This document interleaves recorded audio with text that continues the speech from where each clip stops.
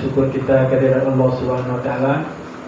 Alhamdulillah pada siang hari ini kita masih diberi kesehatan, kekuatan sehingga dapat hadir di aula yang kita cintai. Kemudian salawat dan salam tak lupa pula kita doakan buat Nabi Allah, baginda Rasulullah Nabi Muhammad sallallahu alaihi wasallam. Allahumma shalli ala Muhammad wa ala ali sayyidina Muhammad. Baiklah Bapak Ibu, sekali lagi Ibu Kepala Sekolah, terima kasih banyak memberikan tempat buat kami.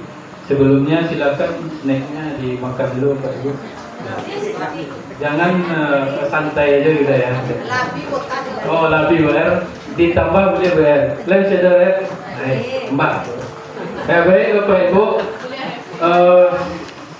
kami dari calon DJKS yang diinapkan selama 10 hari kemarin, titik terakhir kami adalah kami memberikan transformasi. Transformasi itu artinya perubahan, ya, perubahan ke arah yang lebih baik. Jadi kami harus ada dulu inovasi baru, bisa itu sifatnya program kerja ataupun yang lainnya. Jadi kami di sini seminar perencanaan praktek baik. Kalau praktek baik berarti sudah kita lakukan ya Pak Ibu. Yang kami di sini masih perencanaan. Jadi sebenarnya kami disuruh praktek lapangan bagaimana caranya memimpin teman-teman guru dan teknik dalam hal mungkin rapat dan sebagainya atau menyusun program dan sebagainya. Jadi Bapak Ibu, di mana perencanaan praktek baik kami yaitu kami ambil kesingkatannya menjadi budi pekerti. Ini sebenarnya arahnya ke budaya disiplin peduli kebersihan dan ramah terhadap lingkungan. Jadi di mana kami akan mengangkat sebenarnya ini yang akan kita musyawarahkan bersama, yang mana kami mengangkat yaitu tentang kebersihan. Ya, jadi kebersihan. Kenapa kebersihan? Karena kebersihan itu penting, ya. Kenapa penting? Karena kebersihan di sekolah itu membantu supaya kita tetap sehat dan nyaman. Jika sekolah kita kotor, bisa menyebabkan penyakit dan membuat kita tidak betah untuk belajar, apalagi anak-anak. Dengan menjaga kebersihan, kita juga menjaga lingkungan agar tetap indah, menyenangkan, ya, untuk semua orang. Bahkan kebersihan itu merupakan anjuran syariat, ya. Dan kebersihan itu sebagian dari iman kita. Jadi memang itu pentingnya kebersihan itu.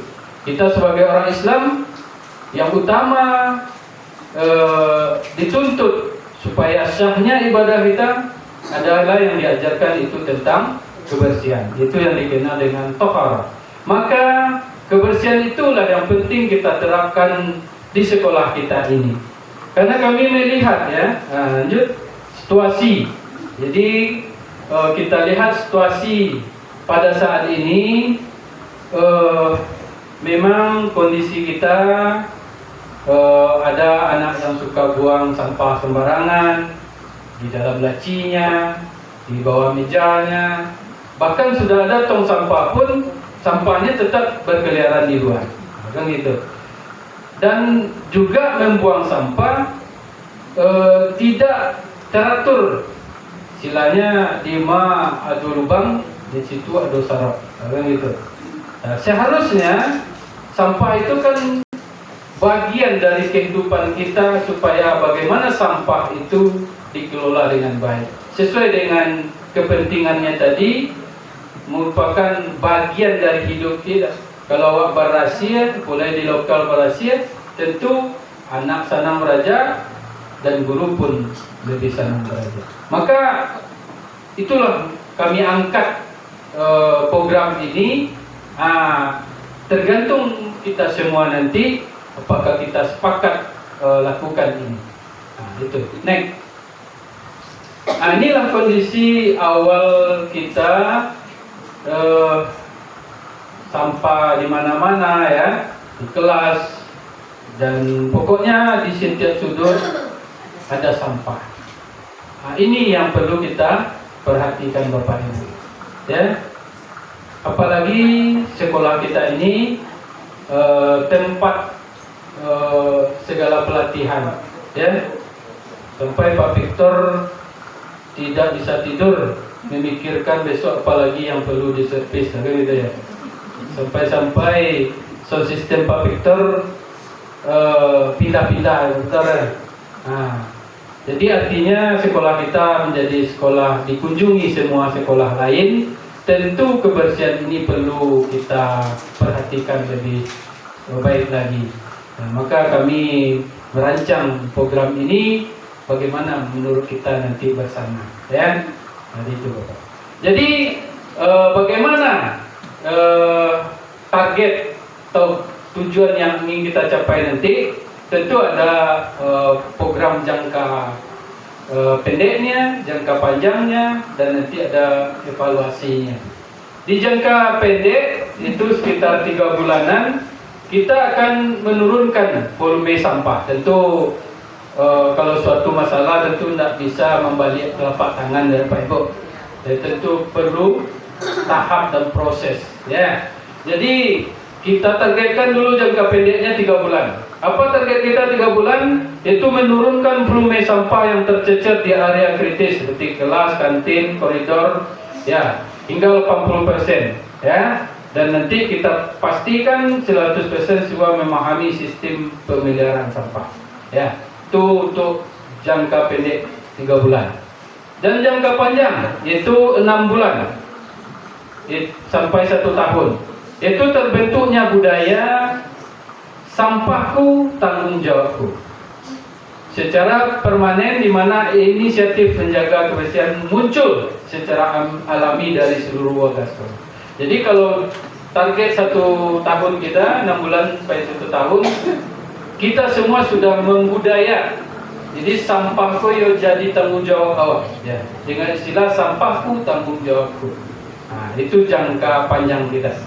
Nah, nanti kita akan buat komitmen kita semua, ya, dari kepala sekolah, guru, tenaga pendidikan, termasuk siswa dan termasuk OSIS, termasuk penjaga sekolah dan penjaga kebersihan. Nah, itu sasaran yang kita targetkan nanti. Next.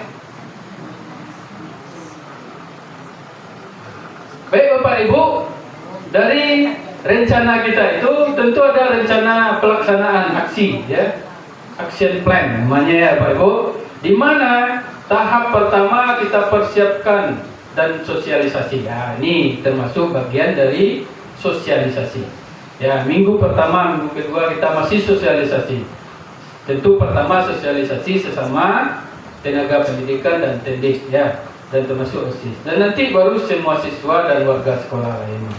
Yang pertama membentuk tim Adiwiyata, ya, Adiwiyata atau tim lingkungan sekolah yang melibatkan perwakilan guru, staf, OSIS dan perwakilan kelas. Jadi nanti kita buat tim, ya Pak Ibu, dalam mensukseskan budaya bersih ini tentu ada timnya yang kita bentuk nanti. Aksi kedua melakukan sosialisasi masif menggunakan materi